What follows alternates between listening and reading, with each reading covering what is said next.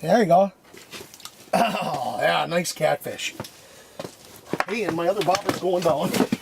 Scott Sparlin has been fishing the Minnesota River since his college days when he moved to New Ulm. Sparlin started the New Ulm area's Sport Fishermen Club in 1987. That group, which became the Coalition for a Clean Minnesota River, has led the way in improving the fishing in the river. Good luck. Yeah, thanks. Thanks. This afternoon, the last day of the walleye season, Scott's got plenty of company on the ice. This river's got big walleyes in it. Al Swuck almost got a state record walleye down here. Oh, yeah. 29. 29, yeah, I got mine right In the summer, I got 2 10s there on the wall at home. right there on my wallpaper. Yeah. 28 and 3/4 and 26 and 1/4 inch. All summer, I catch walleye too. Yeah. Down at Riverside, on that sandbar there. Yep. I love that. It's so fun. It's just gorgeous out there. Can't beat it, you know. You don't have to go up to Mille Lacs. You don't have to go anywhere. You can just fish. It's right in town. Right downtown New Ulm. Secret spot. If the fishing is getting better, that must mean the water's getting cleaner. Here near 7 Mile Creek, between Mankato and St. Peter, DNR fishery scientists are studying that hypothesis. Using a small charge of electricity, they stun, catch, and record the size and species of the fish they find. 325. From emerald shiners to flathead catfish. We easily identify a walleye or a catfish as being valuable because we catch and eat sport fish. The health and well-being of the fish that we desire is dependent on the diversity and the availability of these other species to these sport fish. All right, channel cat, 770. We take some basic water chemistry stuff. Like now I'm just looking at the clarity so we got an idea how far we can see in the water when we're doing the shocking. With electrofishing, it's all about being able to see down into the water. And on here it reads 19 centimeters. This goes up to 60. If you can see more than 60, it's really clear, obviously. And 19's not so, it's not great, but it's not terrible bad either.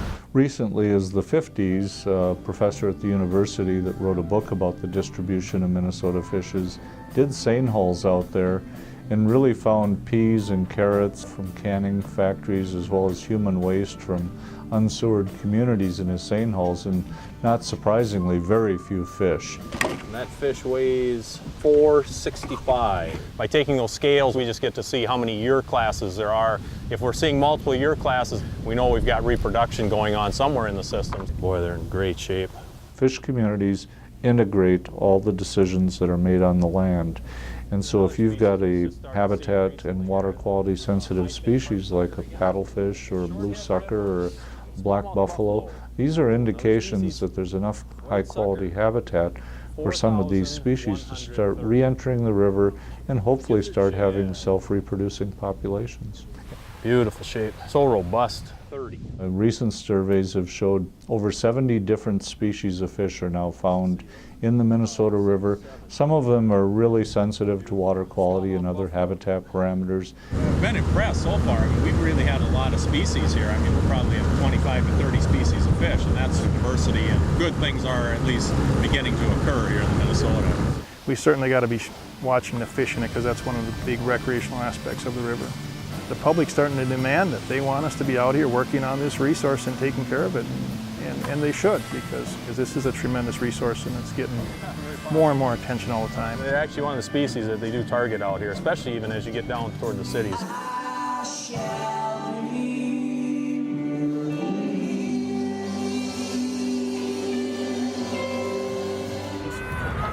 I actually got second in the Belle Plaine fishing contest with that one.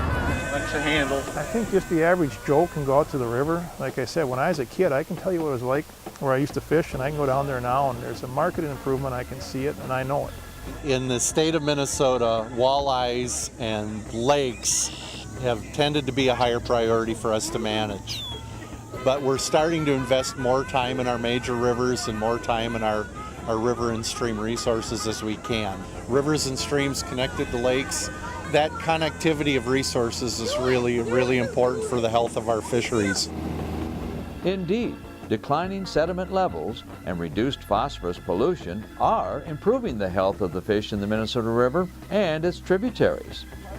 An example, Since it was started in 1975, the Belle Plaine River Fishing Tournament has been a good place to see how the fish are doing. Susie did get 2 catfish. I'm the only one that got catfish. 3 pounds, 10 ounces, and 3 pounds, 4 ounces. We caught a couple little catfish, a couple carp. I've taken second in the past. I didn't catch a catfish that weighed anything. I caught 5 sturgeon. In a unique way, the tournament provides a chance to measure the results of their stewardship efforts. This gentleman right here took first about 1988. 34 and a half. 92, I think, was 42 pounds, 14 ounces. 2007 was 51.9. And 2008 was 50 pounds, 2 ounces. Lee Sunmark works with DNR Fisheries in Hutchinson. For Minnesota, the flathead catfish are really a kind of a world-class trophy fish, and the fish in the Minnesota River are second biggest only to the ones in the Mississippi River. And there aren't many fisheries like this anywhere in the country, let alone the world. The Skelly family and their friends in Belle Plaine turned their love of fishing since I was a wee lad. I've been running around it into a community celebration. We saw too many fishermen from Iowa here, and we thought there should be some more local people fishing. We wanted to bring some attention to the river, and the more attention you have, hopefully you can clean it up. The biggest fish we have here today is a little over 45 pounds. It doesn't look any bigger now. When anglers bring them in, if they want to keep them, they can keep them up to their license.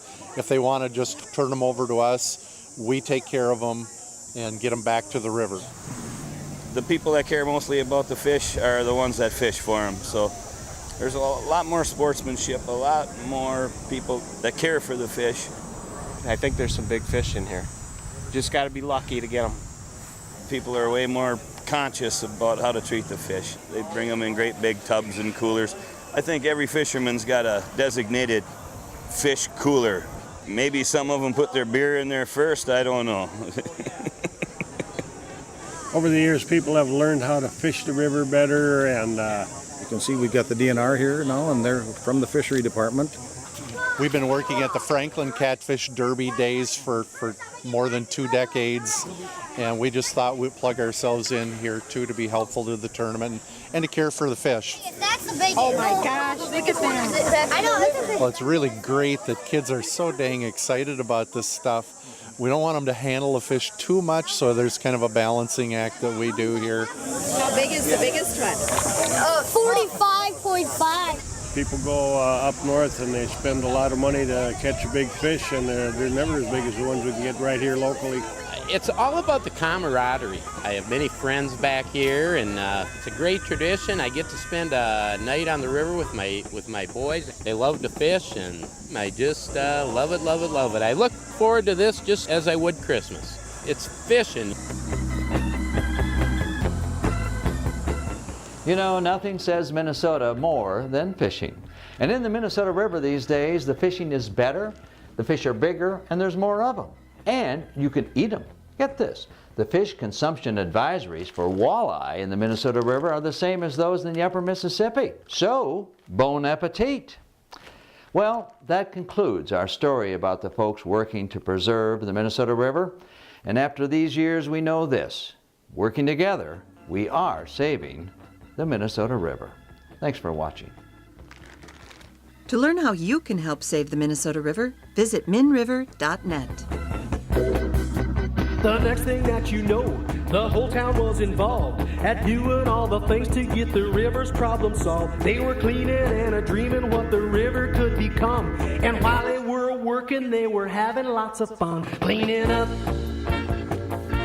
yelling, cleaning up. Well, the kids told me we'll do it. We better get down to it, clean it up.